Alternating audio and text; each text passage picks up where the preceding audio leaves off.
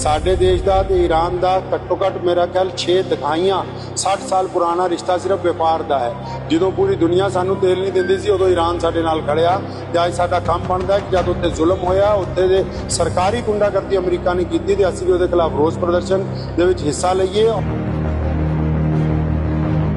ये तो पूरी दुनिया के मुसलमानों ने रोस प्रदर्शन आज करना सी। ये रोस प्रदर्शन इसलिए भी है कि जेडे लोग ये समझते हैं कि मुसलमान दो तरह च है कि सुन्नी या शिया, कोई सुन्नी शिया नहीं है।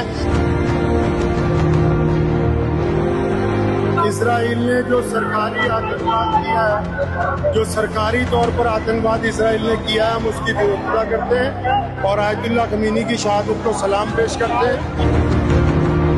पुतला नेतन्याहू का फूंक रहे हैं जिन्हें सरकारी आतंकवाद किया, जो सरकारी तौर पर आतंकवाद कर रहा है उसका हम पुतला।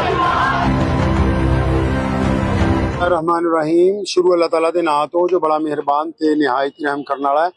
अज रमजान के महीने इजराइल और अमेरिका ने धोखे नाल जिहड़ा आयतुल्लाह खमीनी साहब नूं सुबह ईरान दे विच हवाई हमले च शहीद किया। पूरी दुनिया के इंसाफ पसंद लोग, पूरी दुनिया के मुसलमान इस दे लई रोस करते पे ने। लुधियाना की इतिहासिक जामा मस्जिद के बाहर अज इसराइल के खिलाफ असीं रोस प्रदर्शन करते पे हैं और आयतुल्लाह खमीनी की शहादत को सलाम पेश करते हैं और भारत सरकार नूं भी मंग करते हैं कि साडे देश का ते ईरान का घट्टो घट्ट मेरा ख्याल 6 दिखाइयां 60 साल पुराना रिश्ता सिर्फ व्यापार का है।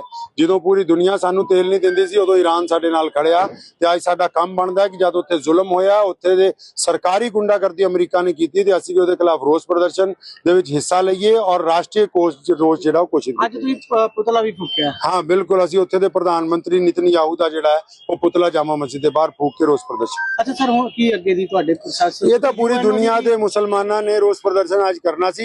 ये रोस प्रदर्शन इसलिए भी है कि जेडे लोग ये समझते हैं कि मुसलमान दो तरह च है कि सुन्नी या शिया, कोई सुन्नी शिया नहीं है। जिथे इस्लाम की गल है, पूरी दुनिया के मुसलमान इकट्ठे ने और आयतुल्लाह खमीनी नूं जिहड़ा असीं अपना इमाम मनदे। पाकिस्तान और अफगानिस्तान च भी ओदी ओ साडा मैटर नहीं हैगा। बिस्मिल्लाहिर्रहमानिर्रहीम।